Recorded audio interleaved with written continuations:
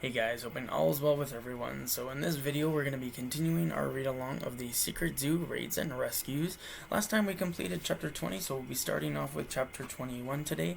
As always guys, feel free to follow along. Thank you guys so much for watching, and let's jump into it. Chapter 21, Final Prep. Are we ready? Mr. Darby asked. Evie looked up and caught her own image reflected twice in the dark lenses of the old man's sunglasses. We're ready.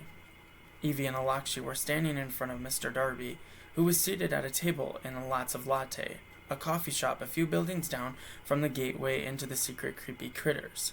The nearby streets had been reopened since Mr. Darby ordered them closed days ago, and Evie saw people watching, giraffes lifting their heads above signs, and monkeys peering from multi-story windows.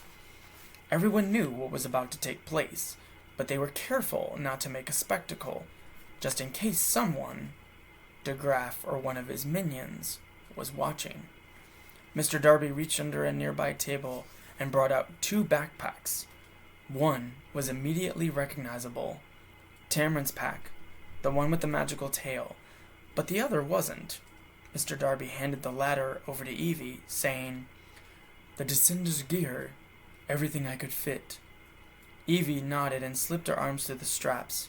As she did, Elakshi scooped up Tamron's larger pack. Mr. Darby said, 10 minutes to the core, 5 minutes to rescue the citizens, 10 more to get out. Evie nodded.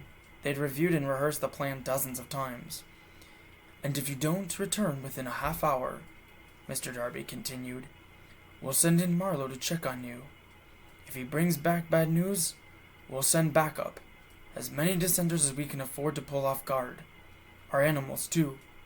We won't abandon you in that place. He looked at the clock on the wall and added, Operation Rescue is scheduled to begin in 5 minutes.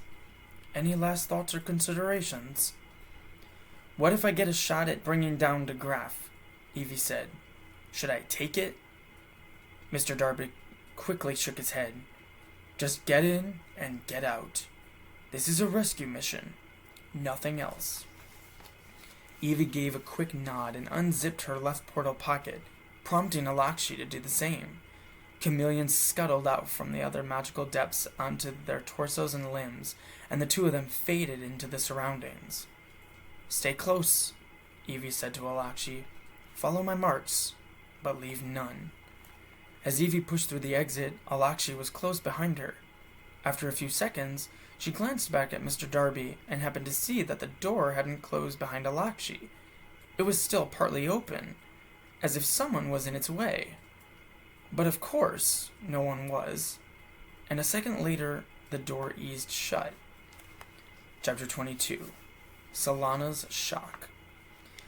In the dimly lit truck parked alongside the Waterford Zoo, Solana looked back and forth between Sarah and the Scouts.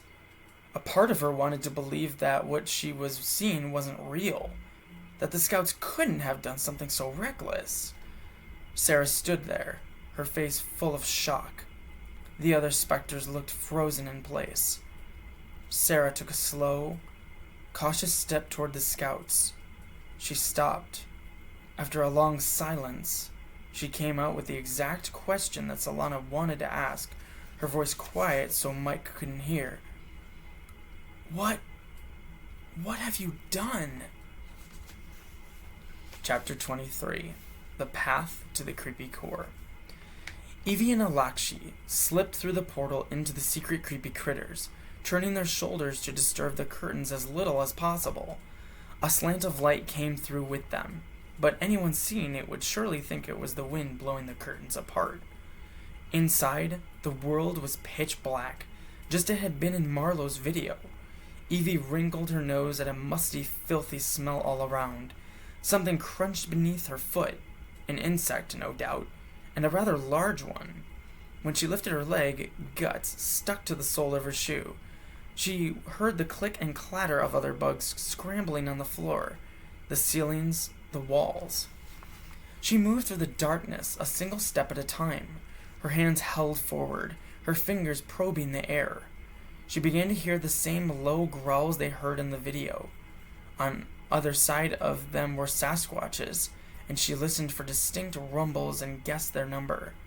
3, 6, 10?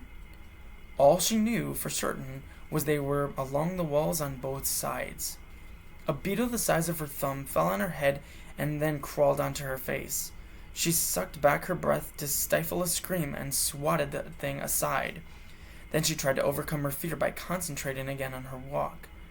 Before long, a dimly lit intersection came into view, and she led Elakshi right into the new corridor that was partly illuminated by torches. Spiders, millipedes, and cockroaches roamed the walls. Moths, locusts, and other insects were flying. They bumped off Evie's cheeks and chin, and one slipped past her lips, its wings fluttering against her tongue before she could spit it out. A single Sasquatch came into view. It sat with its back against the wall, its elbows propped on its raised knees. Bugs squirmed along its body and tunneled through its mangy hair. As Evie walked by it, a particularly large insect burst beneath her foot, making the loudest pop yet, and the Sasquatch raised its head.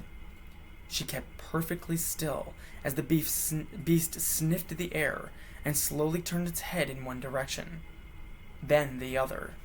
It curled up one end of its lip, exposing a tusk-like fang, and gave a low growl that rumbled beneath the noise of the insects. Just as Evie began certain it was about to attack, a giant millipede emerged from the fur on its forehead and crawled over one of its eyes.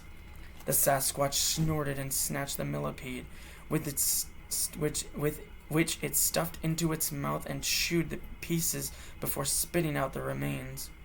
Then it wiped its chin with the back of its hand and looked down, presumably having forgotten about the noise Evie had made.